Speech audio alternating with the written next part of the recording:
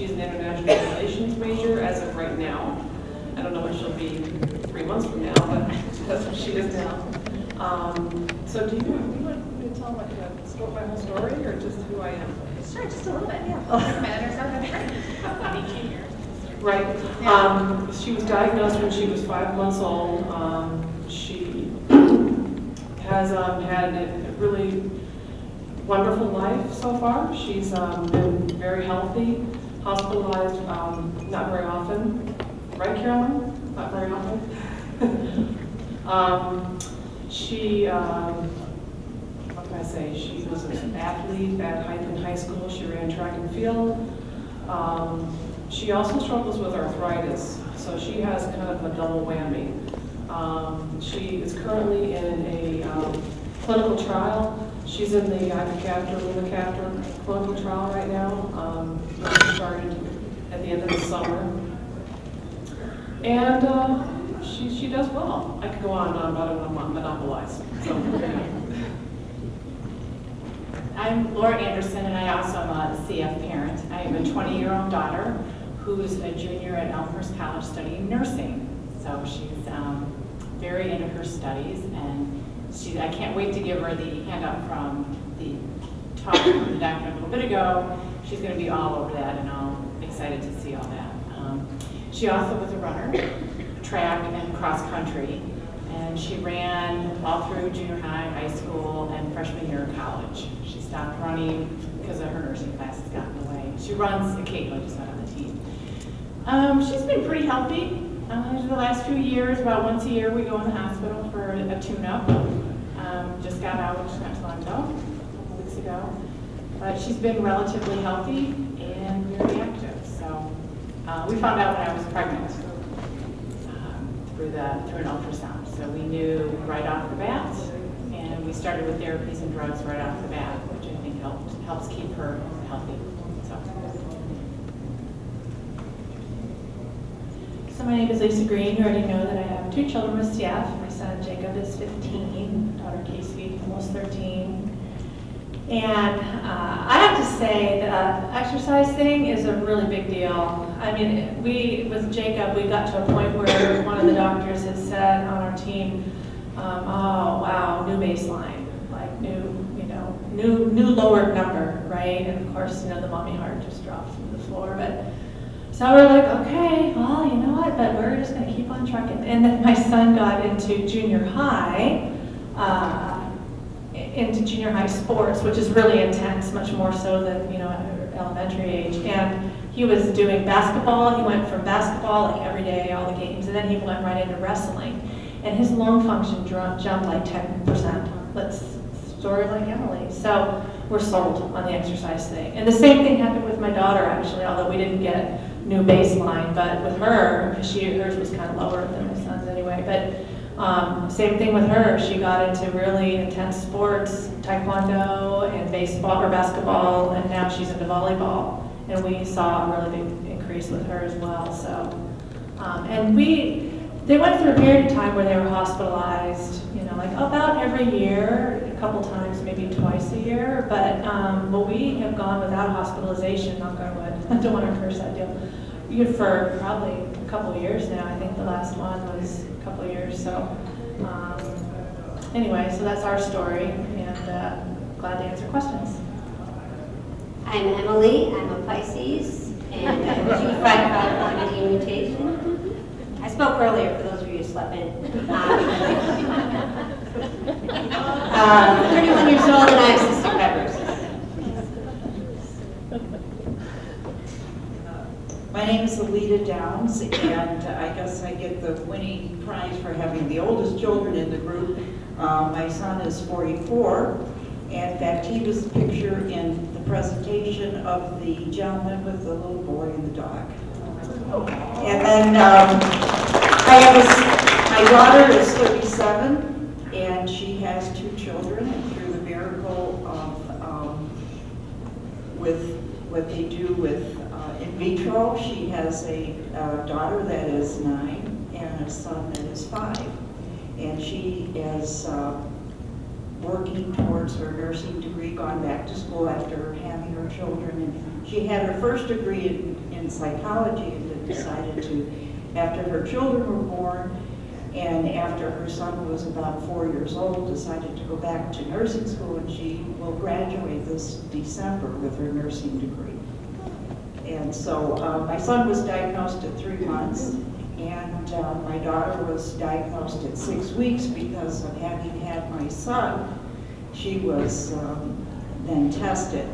And when she was born, they did the early test where my husband had to run down to Children's with the cord and everything, and I was told, oh, your daughter doesn't have it. And in those days, 37 years ago, she was cesarean. You stayed in the hospital 7 weeks, and of course the babies weren't in the room with you. And I remember changing her first diaper and said to myself, oh God, I hope I'm wrong. And when I mentioned it to the pediatrician, he said, well, we're going to test her as soon as possible. But, you know, that test is usually false positives rather than false negatives. And then when he called me after she was tested, he goes, I knew when you told me you were right. He says, as a mother, you know. But fortunately, they've done very well. Like I said, my daughter's 38. A mother of 2, my son has his own son through the miracles again. It is his biological son, looks just like him. And so I've been very fortunate, be happy to answer any questions.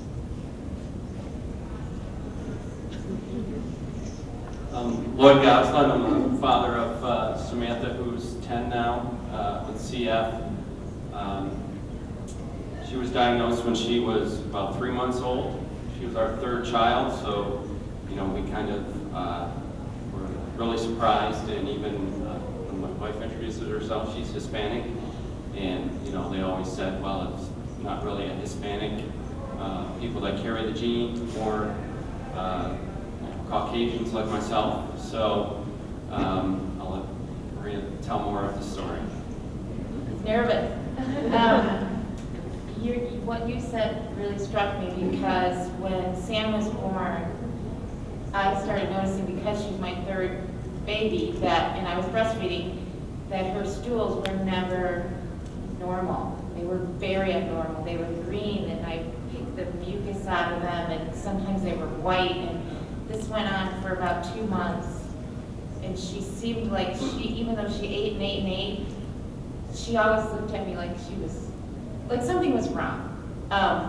So at about 2.5 months, I took the diaper to my pediatrician and said, you know, this is how she stools, and it's about 5 or 10 times a day. Well, by 3 months, it was about 15 times a day. And I just remember one specific day that I was feeding her, and she just seemed to look up at me like, can't you tell I'm starving? It was the weirdest look that she gave me. And that's when I finally went into the pediatrician again and said, 15 times a day, never golden, normal stool, ever. And she said, well, maybe you need to see a gastroenterologist. So we went, and I had been researching, Googling lime green neon stools, or, you know, all these things, and it kept saying possible symptom of CF. And again, like my husband said, it would say recessive genetic, it needs to be gene carriers by both parents, and it's mainly Northern European Caucasian. I said, okay, that's him, but it's not me. And I think that was kind of my little out, was like, well, there's no way, because it's not me. But when I went to the gastroenterologist, he did something where he tested her stool right away and said she has blood in her stool. And he looked at me and said, do you have any history of CF in your family? And right then I knew. I said, oh my gosh, she really does have this. And I said, no, but I've been researching that. And I just need one professional to not make me feel like I was absolutely crazy. And then we went to Children's we live in the western suburbs. By the time I got home, 45 minutes later, my pediatrician had called and kind of said, well, they think your daughter might have CF. And then Stacy, who works at Children's, who I love, called, and she said, I said, well, the pediatrician said she might. She said, no, Mrs. Goslin, your daughter has CF. Her sweat chloride was off the charts. And then we started the whole journey that we've been in. But Sam is beautiful. She's 10. She has had a very difficult time. She has probably been hospitalized about 25 times. Numerous PICC lines. She has a lot of trouble, but she's the happiest, smartest, cutest girl you're going to meet. And just this old soul, kind of this maturity that my other two daughters don't have. So we're just kind of going through the journey, and she's getting to the point. When she was little, we'd say, well, maybe there'll be a cure for CF someday, and she'd say, don't take my CF away, that's me, don't take that away. She's getting to the point where she's not saying that anymore. She's kind of like, why do I have this and my sisters don't? How did this, so it's kind of like she's realizing that it is kind of a tough journey that she's in. That's kind of our story. Thank you. So I'll start with questions from the audience. The first one is for Emily. How old were you when you learned that you had CF? And I guess for the rest of the panel too, are there any tips for parents about talking to your children at a young age about how to really explain to them that they have cystic fibrosis? All right, so diagnosed at 18 months. Third grade is when I really realized that, I put everything together. So I'd been going to downtown to Detroit to the CF clinic every 2 months or every 3 months from age 18 months on, and was getting poked and getting weighed and getting, going through the ringer. But I never knew really what this stuff was until I was on that playground, right? And I noticed that, oh, this must be it. And my parents, we never sat down and had a formal PowerPoint presentation about what is cystic fibrosis. We never, and this was before the internet was invented, right? So we weren't doing that kind of stuff. That's a really great question. I don't really know when I learned I had cystic fibrosis. I would go, every single science class aside from gym was my favorite, right? So I'd go to class, and no matter what, from age 5th grade on, I would always go to the back of the book because I didn't want to listen to the teachers. So I would just read through all the definitions, and I'd always go to see why and see if cystic fibrosis was in any textbook in any class. So then I would go to the back and then I'd read a little bit about it, and then okay, this is what CF is. So that's when I really learned what it is, and now there's so many great resources out on the internet from different pharmaceutical companies that are targeted towards young kids, right? There are cartoons, and there's comics, and there's little videos explaining to kids what CF is and what these medications are. So I don't know, it's just, you guys are in a totally different world than when I was diagnosed. So there's always a right time for things, and you guys are the kids' parents. So you kind of have to play off them. If they're asking you more questions about, what is this medication? What is this stuff? Why am I coughing so much? Why do I go to the bathroom so much? There's times to explain these things. There's times to sit down as parents and to show them videos of Moganko or these other adults with CF have a bunch of cool resources out there. So you guys got to just kind of judge it and feel the right time, right? Did you? Yeah, I can add a little bit to that, both as a parent as well as a parenting educator. So I remember, and pretty much just what you said, just doing the books, looking at the books. Who Am I? I'm sure you guys found there at the Genentech booth. That's a fabulous book. So reading the books and watching Ollie and Nush is another video. Do you guys know about that one? Yeah, that's done from the CF Foundation Trust in England. So if you just do a Google on YouTube, Ollie and Nush, NUSH-CF, you'll find it. It's fabulous. But for us, so our kids have really just grown up with it and have known, and they're doing the treatments. But you know how kids go into the why? Right around ages 3 and 4 is the land of why. That's just developmentally what kids do. Why this? Why is the sky blue? Why is the sun round? Why is the ball round? Why? They drive us crazy, right? As parents, they wear us out. But I really encourage you to answer their questions, as crazy as that makes you, because you want those questions to keep coming. And so I remember one day we were driving down the road, and Casey was 4, Jacob was about 6. And the questions were coming, and then Jacob corks off with, Mom, are we going to die from CF? And so, of course, that's like that question as a parent that your heart just drops like a rock. So I'm driving down the road, and what do I do? How do I answer this? So I took a deep breath, and I had been kind of in the midst of my sort of training and learning about parenting and working with Dr. Klein and Love and Logic, so I kind of had a sense of an idea how to answer this. But so I took a deep breath, and I knew that I needed to remain calm because our kids pick up from our reactions. So if I'm calm and relaxed, matter of fact about it, and hopeful, then that's how my kids will be as well.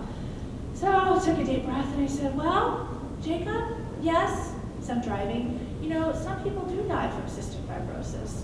And some people die from diabetes, some people die from a heart attack, some people die from getting in a car wreck, some people die from airplane accidents. Everybody dies of something someday, and none of us knows when our time will be. And notice my words here, and I said, and the way that you and Casey take such good care of yourselves, the odds are really good that you guys are gonna live a long time. There's great medications coming out with cystic fibrosis. There's so much hope. I think you're gonna live a long time. So I'm driving down the road and I'm thinking, oh my gosh, you know, what are they doing back there? There's just silence, right? And I want to like look at the rear view, and I'm like, oh, what's going on? And I take a deep breath, and my son goes, oh, okay. Can we stop at McDonald's? I'm like, whew. So that was kind of the beginning of that. And then we've just been very honest about it through the years. I suggest as a parenting educator that your children know, if they don't ask those questions and you initiate the conversation, by the time they are about, second or third grade, they should know that CF is potentially life-shortening. And I know that may sound young to some of you. The problem is if they don't know that by then, which is what, seven, right? About 7 to 8. If they don't know at least that it's potentially life-shortening, then they're going to find out about it on the playground. And I've had a lot of stories, and I bet there's stories in this room if we had the time to ask and share, where kids found out about it on a playground. Some kid comes up and said, I don't have to be nice to you because you're going to die from CF anyway. I mean, kids they say things like that. And they don't mean to be mean, it's just kids are kids. Or another story I heard where a 10-year-old didn't know, and she saw Grace Drive's brochure sitting on the counter for their walk.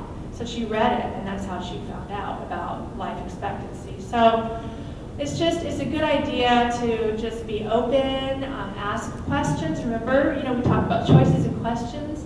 If your kid isn't initiating questions by about, 7 or 8, just say, hey, over a bowl of ice cream, hey, do you ever wonder about CF? Do you have any questions about it? Do you ever wonder like what it is and what it means for you? And just keep that dialogue open. And as you answer their questions and they have all their whys and whys and whys, as crazy as it drives you, be open and answer those questions because you want them to come to you. You want to be their primary source of information, and by being calm, matter of fact, open, and hopeful, they will come to you and they'll share. This is a question from the parent of a 6-year-old. At what age do you start teaching independence with medications and breathing treatments, etc.?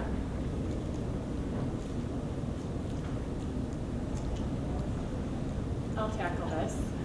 And we were actually talking about this at lunch, at the table. My daughter's 20. She does all her medications and everything on her own. She has no clue how to order them, though, at age 20. Doesn't know what pharmacy to get what through, what the passwords are, who to call, the insurance, any of that stuff. But we started having her do most of her own meds without our poking and prodding sometime in high school. But we'd go on vacation, and do you have your meds? Comes to mind on one particular trip, she was maybe 16, and she said, I'm gonna get all my meds together, okay? You don't have to check them out, I'm gonna do it. Okay, we get to the airport, we unload the luggage, and I said, you do have enough pills, right? We're gonna be gone for a week. You have, oh yeah. I got a little container about, this big with about 10 pills. You gotta be kidding me. Really? Oh yeah, it'll be fine, Mom. Honey, we're gonna be gone for 7 days. We're gonna be fine. I looked through my purse, I had a pack in my purse, my husband had some in his car. I'm like, really? I'm counting them out. In the parking lot of the airport, we're counting them out. How many days? What do we need? Oh my God. Finally called a Target, you know, where we were going, and they had them, and they could get them for us. But I'm like, this is the last time.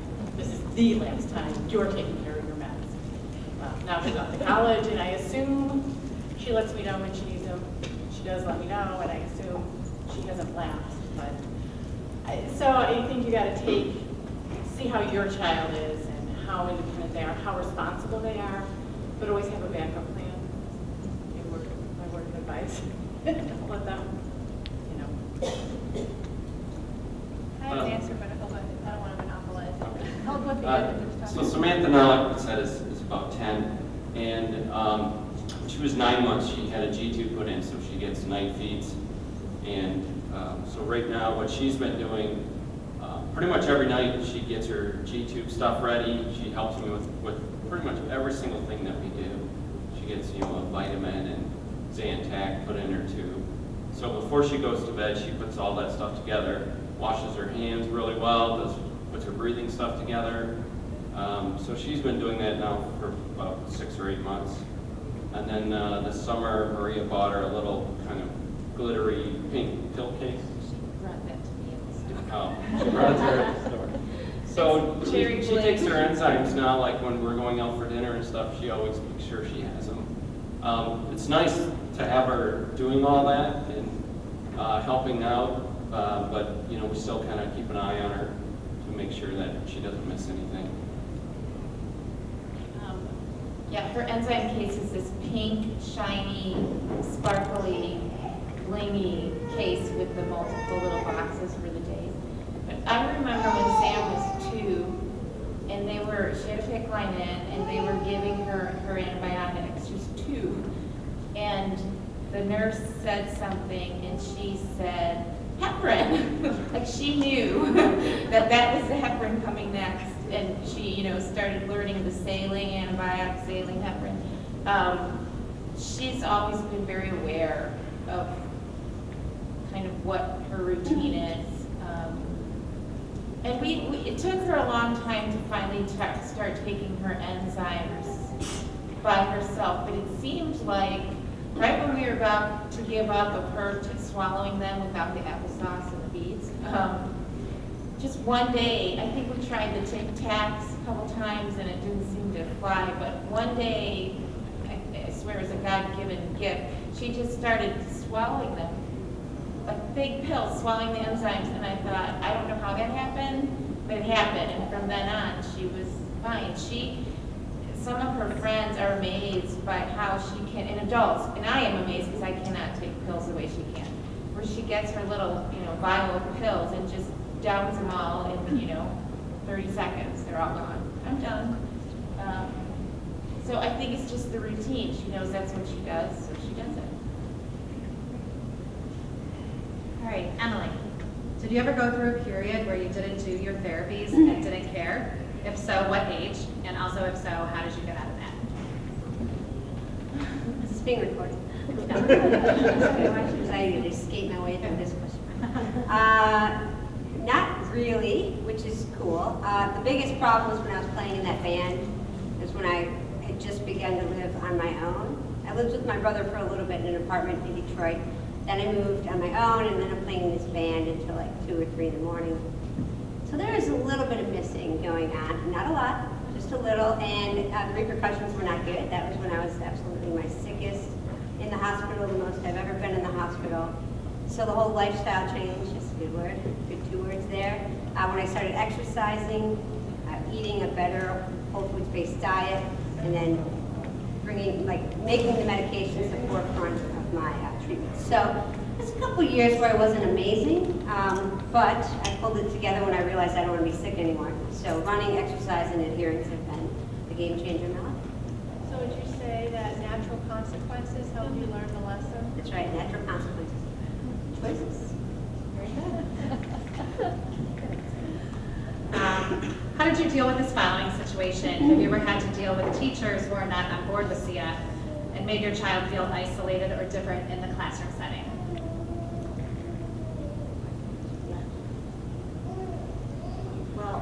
I always made it a point every school year to meet with the teachers individually, and the Cystic Fibrosis Foundation, and I'm assuming they still have, had a wonderful pamphlet that you can hand to the teachers. And I would just ask them, in my particular case, for both of my children, now they were 6 years apart, but then by the time the younger one came through, some of the teachers were the same and they sort of knew them, was that in the event they needed to go to the bathroom, my only plea was let them. I said they won't abuse it. As far as anything else, he's as normal as anybody else. I don't want any special treatment. You know, that all I ask is that he has unlimited bathroom privileges. And they were most cooperative. I think you'll find that they're more than supportive once they understand. And once a parent is involved, it's just like anything in school. If you're an involved parent, you know what's going on, and the teachers are a lot more receptive.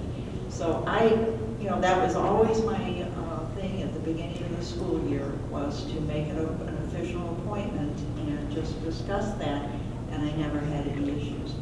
I couldn't do that in college, but they were on their own. I had a similar, So I guess the question was, have you had problems? And I'd have to say no. But I think I attribute that to, because I did a similar thing every year where I'd meet with the teachers before school would start. And I'd bring in a little pamphlet. And also what I would do when the kids were young, in like kindergarten, up through second grade, I think my daughter did the last one. And I think for my son it was third grade, where I would go in and do an in-service into the classroom and talk about CF. And I would teach the kids and the teachers. And I would really make it fun. And I actually have a recording of one of the talks that I did on my tipsforcfparents.com site under school issues, where I recorded me teaching the kids. And so you can kind of get an idea about how to do that. And we would just make it really fun. And also, too, 504 plans. I mean, we were very specific about the requirements that we had for our kids, including unlimited bathroom breaks. And there's a sample of a cystic fibrosis 504 plan on that link as well, if you're interested in looking at that. Many parents have found that to be helpful. Do you have any advice for parents talking to their CF Care Center team about using more holistic medicine techniques, probiotics, or any other homeopathic medications?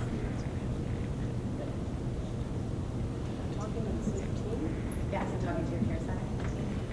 Well, I always feel that information, to empower yourself and to read up about what is the latest and to ask questions. And I think my experience, and I've been very fortunate, is that most of the caretakers and the CF doctors and specialists are very interested when a parent is involved and asks questions. And so I think it's important to you as a parent, and even to this day, I do read up about it, and we'll talk about it, and I find functions like this very important. And I think it's always good to ask the doctors and not be afraid, and because they're really your helpers, they're your support team. And I found that every doctor in my life in dealing with my children has been just wonderful. And if not, I'll take that back. We did have one instance, and when we did move on, when you find that you don't get the response, it's time to move on. And so I only had one bad episode, and we moved on, and my children are seen down at Northwestern, and they're very supportive. So ask and see and take their advice, but the bottom line comes in is you yourself need to stay informed and be on top of things and get the knowledge. I'd like to add one thing. I totally agree with what you just said. I think that there's nobody more challenging than my husband in terms of asking questions to the CF team.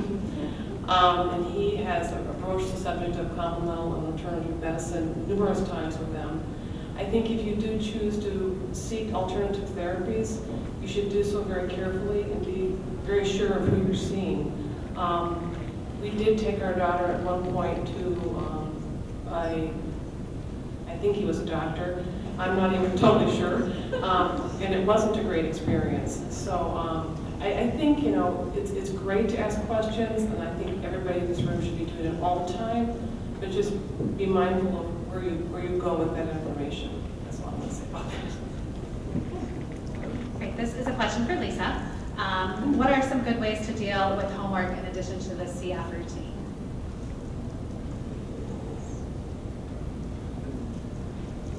As far as like keeping up with it, I guess so, it must be. Maybe what the question Maybe is? not arguing about it. I'm not sure, it just says ways to deal with it. Yeah, you know, our kids both really love school, and they've always really loved school. And I really can't tell you why that is. I mean, honestly, our schools have been great, but I don't think they're any greater than any other normal school. I mean, but I think what we've done as a family is we've always really been a family of learners, and we've been excited about learning. And when our kids are curious, we've been curious with them and just really encourage them to learn and love school. And I model, again, there's that modeling, going to school. I've been working on my master's degree now for a couple of years. But I think back to an example where my son has always been kind of on top of things because that's just sort of his personality. You know, he's just on it. He's just likes to get things done and very organized, but not my daughter, not so much. She's really relaxed. And I remember one year, it was in the 2nd grade, she had a report to do. And it was this little fishy report. And where it was really simple, she had to kind of color the cover, and then she had to just write about a type of fish. And it was still the lines with the dots, with the dashes in the middle. So it must have been like 2nd grade. And I remember she had 2 weeks to get this done, and this is like pure love and logic. So she had 2 weeks to get this project done. And so as hard as it was, I didn't nag her, right? You know, and that's the hardest part for me as a parent, is like getting out of my own way. But I would bite my tongue when the urge would come, and I would just kind of say, hey, how's that fishy report doing? And she'd go, oh, fine, you know, and I would resist the urge to say, well, I haven't seen you working on it. When is it going to be done, right? So I would really resist the urge because I wanted her to have this learning experience at a young age. So this went on for a couple weeks, and I knew she wasn't doing it. So the day that it was due, I hear this noise downstairs in the kitchen at like 5 in the morning. And I go downstairs, and I'm like, there's Casey sitting at the kitchen table working on this report at like 5 in the morning. And I'm like, honey, what are you doing? She's like, oh, my report is due today, this morning, and my teacher will be so disappointed in me if I don't get it done. And I'm like, oh, okay. And so I sat there and I kind of colored with her a little bit, you know, and I didn't rescue her. I didn't do it for her, but I said, here, let me color the edges of your report. And she's working on this report, so yeah, she got it done in about an hour. It wasn't a big deal, but I'll never forget. She looks up at me and she goes, Mom, I'm never going to put off a report again as long as I live. And that was it. And she hasn't. She never has, ever again. Because at that age, she loved her teacher, and she wanted to do well, and she's never put it off again. Now she is in a hurry to get it done early. So that's kind of what's worked for us. And we monitor closely, making sure they get it done. We're always there to help them. We're always there for questions. But we don't nag them to get it done, and we know that the school will follow through with consequences. And if the school didn't follow through, we would contact the school and ask them, what consequences do you have in the classroom? And we'd stay in close touch with the teachers. This parent had a couple questions for Emily. Emily, have you ever done a wish with the Make-A-Wish Foundation? And if so, what was it? I got this question on Thursday when the CF. Allison was in Detroit, we talked about this. No, because I found out about it when I was like 19 and it stopped raining. Thanks, Mom. You can call her. No, I didn't. Every day is a wish come true. Right? I've been working on that answer. Do you have any? Go ahead. I was gonna say, we did, we actually got our. We did, and we always thought that Make-A-Wish was for kids that were terminally ill, not that CF isn't terminal, but really, really sick, like they're gonna die in 6 months or a year, you know, and they're just on their last leg. And so we put it off, but we had been approached by our CF team a long time ago, and we, no, you know, let's reserve that and those monies for somebody that's really sick and can't have opportunities. Well, when Ellie, our daughter, started getting about 17, we were approached again. We took it home, we thought about, we got a call from somebody from Make-A-Wish. No, it's just for anybody with a terminal illness or a critical disease. Okay, well, all right, we'll do it. So the Make-A-Wish team came over and we went down, we're huge Blackhawks fans, went down and saw a Blackhawks game, met some players. Duncan Keith is Ellie's favorite player, met him. We have his hockey stick signed for the game on her bedroom wall. I can't say enough about how Make-A-Wish, the organization, it was fabulous, it was great. And if, you know, you can do it and you're approached or you call them and you can make your wish happen or your child wish happen, I should say, do it. It was great because it was an opportunity that it wasn't something we could ever do for her. We can do a lot of things and we couldn't do that. It was a great experience. So. We had a different, little bit interesting experience because, you know, our kids, we always try to focus on the positive through when they were, especially when they were little. Our kids would always go, oh, well, we have CF, but the good news is that we can eat whatever we want. We can eat as many chocolate brownies as we want. And everyone else has to eat grapes, you know. So we always kind of try to like focus on the positive, you know. So through the years, we always kind of focused on their wish, like, well, and the kids would always say, oh, well, we have CF and we have to do all this stuff, but the good news is we get a wish, we get to do whatever we want. So they would be so excited about that.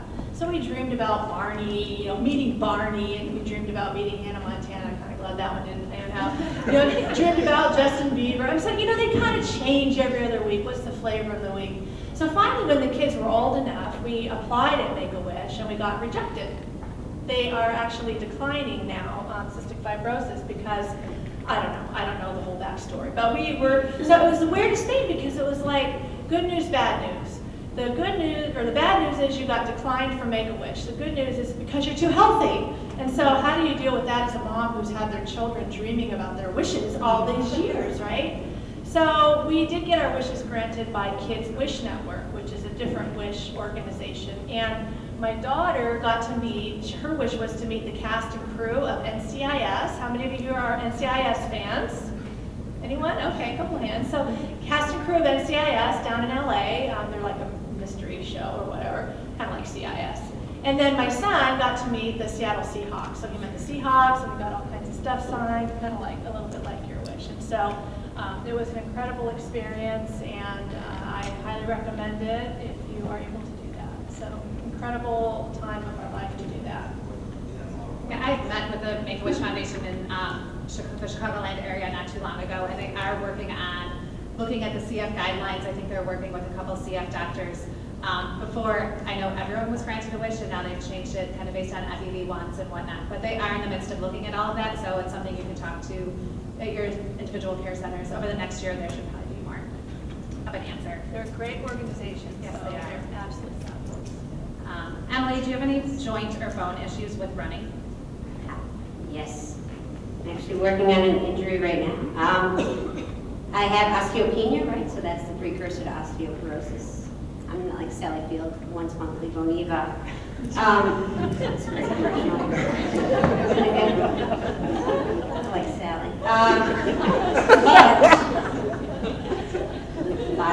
He's the best tech guy in town. That's so much fun. Yes, so I've had stress fractures in both my femurs at the same time from running. So that's put me back. I've had that twice. So in the past couple of years, training for, I've done 7 or 8 half marathons, and last fall I did a half iron distance triathlon. Except for the swimming, I don't know how to swim. That's another day.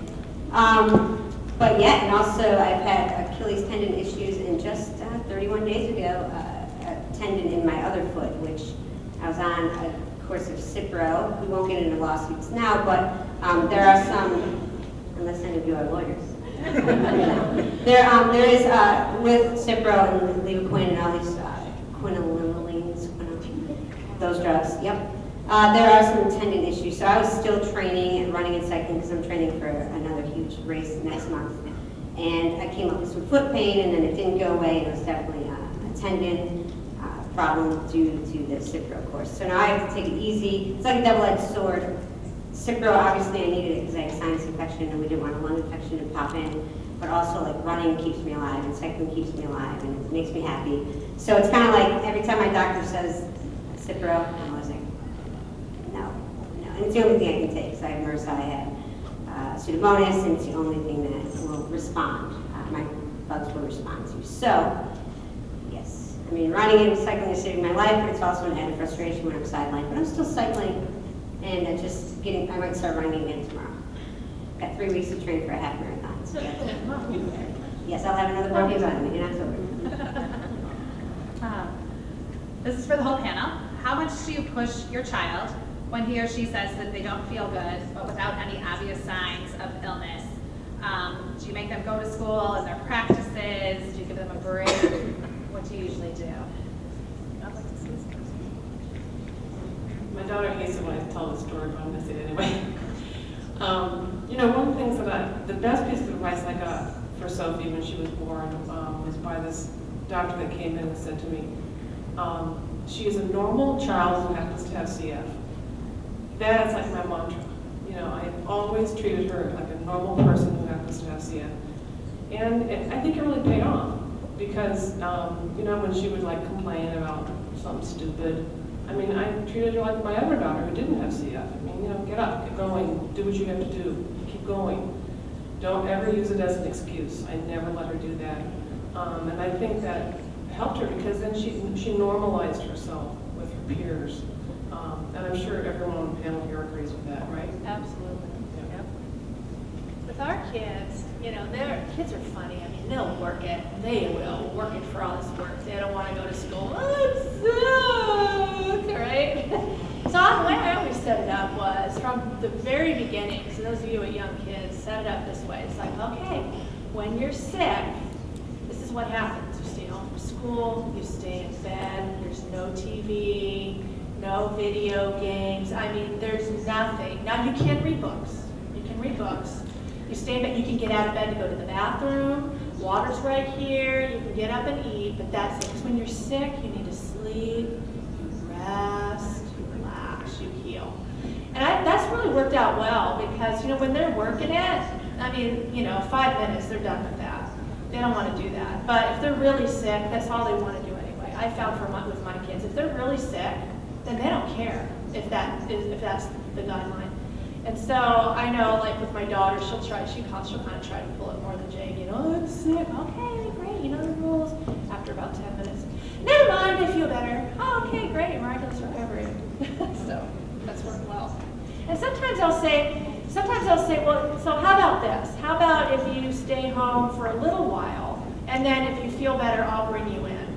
Or sometimes I'll do it reversed. I'll say, well, why don't you go in for a little while? If you're kind of not sure how you feel, go in for a couple hours, and then I'll come get you. If you're feeling worse, I'll come get you. So give it a try. And usually they end up just staying all day. So that's what's worked well for us.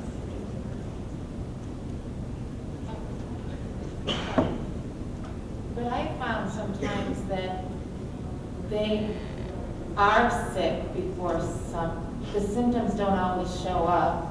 Especially with CF, some of the first symptoms are that they just start losing weight. And they don't even know that their lung function's down. Sam, when she's sick, it's very obvious. She's never cold, ever. She can be outside, we're all freezing with sweaters, and she's got like a tank top on. The minute she tells me that she's cold, I know that something is starting to happen within her.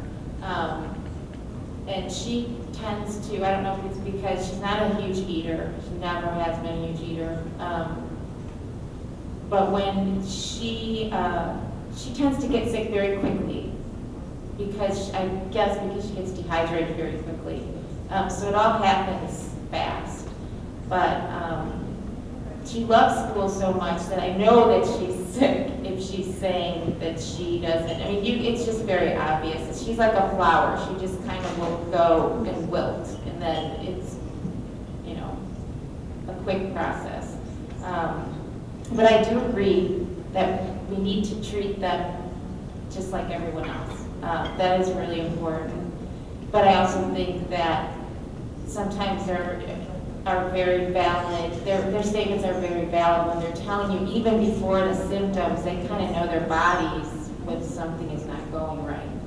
So I think we have to take that into consideration sometimes, even if they are kids. Because I was a kindergarten teacher, first grade teacher, second grade teacher. I know how to say, oh, I'm sick, I'm gonna go home. You can tell. Yeah, but I think, an example of our daughter at least, she's been sick so many times that she kind of, it's a serious issue when she's saying that she doesn't feel well. And I always know because when I say, okay, stay home and stay in bed, my kids don't even argue. They crawl in bed and they go to sleep. So that's like, Yeah. you know. One other question. How have you dealt with cases in which your child with CF has been bullied at school or in the neighborhood? Because they have CF. I don't think, Sam has never been bullied because of her CF, and pretty much all of her friends know that she has CF because, I mean, she's been symptomatic and had hospitalization since she was a baby. So they know that Sam will be out sometimes for a week or two, and I don't think a lot of the kids know what CF is. They know that it's a C and an F, and that's about it. But she has been, now that she's starting sports because she's in 5th grade, for example, she's playing soccer, and she got really upset because one of the they play co-ed, so the star boy on the team, she heard him say to another boy on the team, don't pass it to Sam. And she was really upset by that because she said, you know, why did they pass it to me, and why do they think that they're better? And so she is starting to notice, but she's got such a strong attitude that I think she can overcome it. And I always just say, you know, just do your best. Don't worry about it. Go out and have fun. Keep going. But I do, she's shorter, she's smaller, so I think that is something that she will kind of encounter. She'll say on the playground that they play tag a lot, and that she, after a while, she can't keep up. You know, they'll keep running back and forth. Sometimes it doesn't make sense to her. She's like, we just run here to run back over here and run back over here. But she is starting to notice that. I don't think that anybody has really picked on her yet about that, but I hope that she has the resolve and the strength in herself to be able to handle that. We had some of that. We had a little bit of that when we moved from California to Seattle, which is where we're at now. And for some reason, this one little kid just wanted to pick on Jake. I mean, he just for some reason just got Jake in his crosshairs, and he was just like, would just pester him mercilessly. And so, you know, we talked to the teacher about it, and this was Jake was in the 3rd grade. And the kid was really just mean to him, just say mean things, would push him, would make fun of Jake when he was in the bathroom, like, hey, Jacob Green's in the bathroom now. I mean, that's really awkward, right, for poor Jacob, you know, in there for a while. And, oh, it stinks when Jacob Green comes out of that bathroom, you know, just mean stuff. So anyway, so a couple things that we did. So first of all, I mean, we did talk with the teachers about it because it was a CF issue. But also what we did along with that was we taught Jake some bully-proof skills. And so there's a book that I really love. It's by Sally Ogden, O-G-D-E-N, and it's a teeny little book. And it's actually a Love and Logic publication. But it's called Words Will Never Hurt Me. And you can get it on Amazon, and I don't know, it's probably, what, $8. And it's fabulous because it just talks about, we want to raise kids who are strong and resilient and who aren't a victim. And so when there's a bully situation, there's a bully and there's a victim. You know, we don't want our kids to be a victim. So we have to teach them and empower them to handle it themselves. Because we're not always, I mean, I'm not always going to be there, again, the common theme to save Jake when someone's picking on him. So along with making sure he was protected, you know, as much as we could with the teacher, and the teacher was aware of it, we also at the same time were teaching Jacob skills to take care of himself, to be able to handle it, to respond to this guy. Snappy comebacks, you know, and Sally gives you examples of that in her little book. So we found that to be really good, and Jacob stood up to him and came back with snappy comebacks, and finally they just kind of outgrew it. The kid kind of backed off, and then it's all okay now.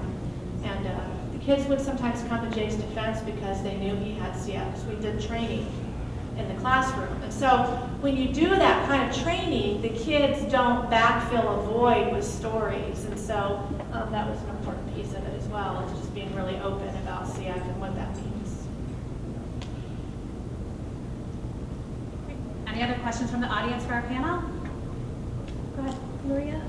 To follow up on something you touched on about your other daughters that don't have CF, and then Sam that has CF, when she said, "Why do I have it?" What did you say to that, or how did that dialogue go? So she was sick. We were on our way to Children's, and she was really sad.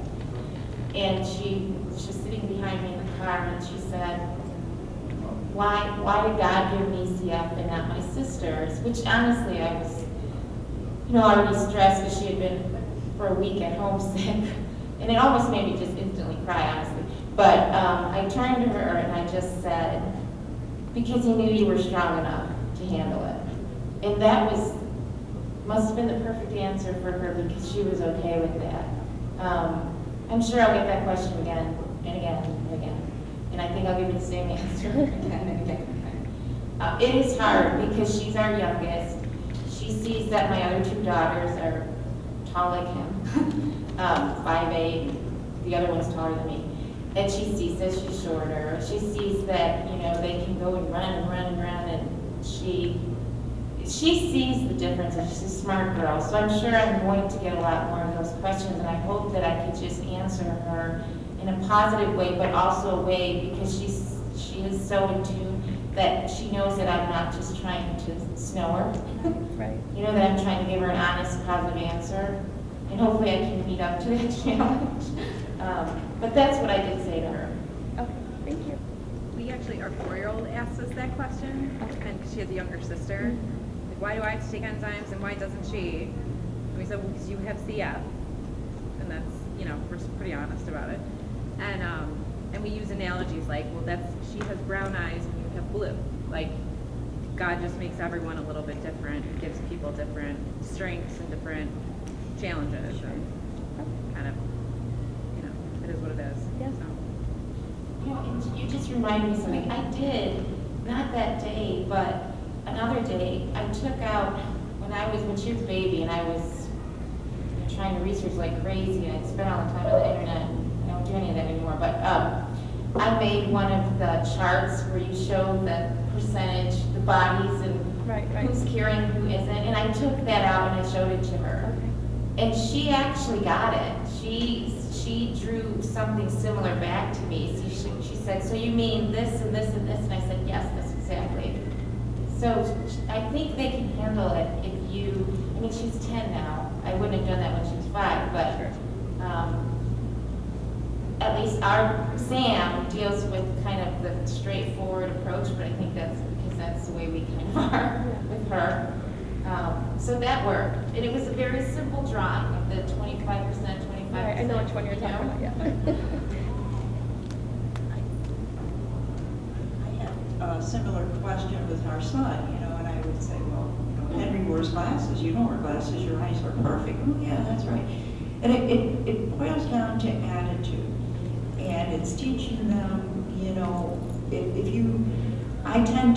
we as parents probably have asked ourselves the same question, why do I have a child? Why do I have 2 children? Why was I so unlucky to have had 2 children, And yet I say to myself, there was a prayer in the hospital when my son was born, and it was a plaque on the wall, and it said something to the same thing, that God only gives it to people that can handle this. Yeah, I can't remember. I wish I could get back that whole verse, but I remember thinking the same thing. And so I've always instilled an attitude in the kids that CF is just CF. I'm not focused on it. And like you said, it was a normal child who happens to have cystic fibrosis. It was always a secondary thing.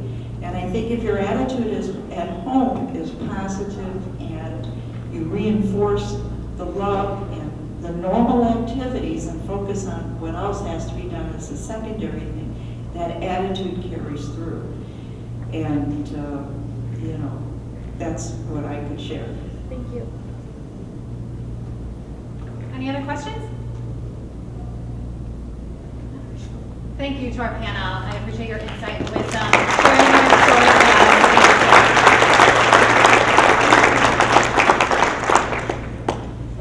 All right, our event has ended.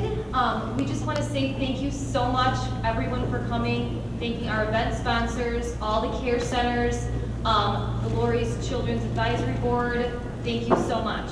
Again, thanks. Have a great day. Oh, one more thing. There are surveys for any feedback over in the back registration if you want to fill one out on your way out.